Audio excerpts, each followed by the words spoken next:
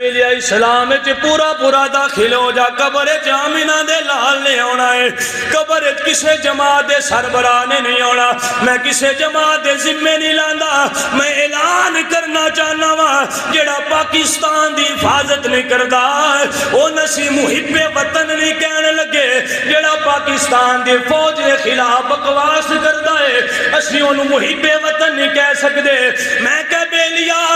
اج فوج دے نوجوان سینہ تان کے بارڈر تے کھڑے نے، تیری بیٹیاں دی عزت محفوظ ہے، تیریاں بہناں دی عزت محفوظ ہے، تینوں مسلمانوں بھارت جنگ نہیں کر سکتا، اسرائیل تیرے ملک چ نہیں آ سکتا۔ وجہ کی ہے فوجی نوجوانوں نے روک کے رکھیا ہے۔ میں کیا فوج اچھی ہوئے یا فوج دے اندر خامیاں ہونے، لیکن گل سمجھ جا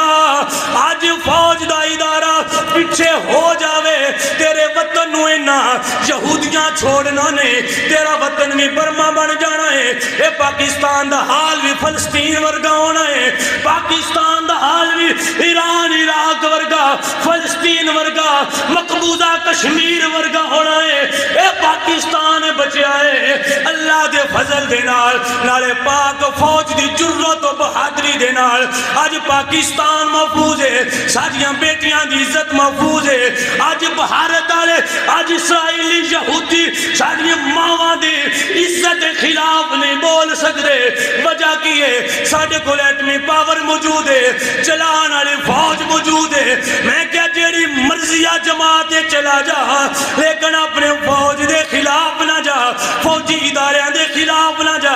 اپنی فوج دے نعرے ماردہ رویا کر، ان کی وجہ تو تیرا پاکستان بھی محفوظ ہے۔ اے فوج کے خلاف بکواس کرن والیاں منہ توڑ جواب دینا ہر مسلمان دا کام ہے۔ فرمایا جا جندے نال اختلاف رکھنے رکھ لے،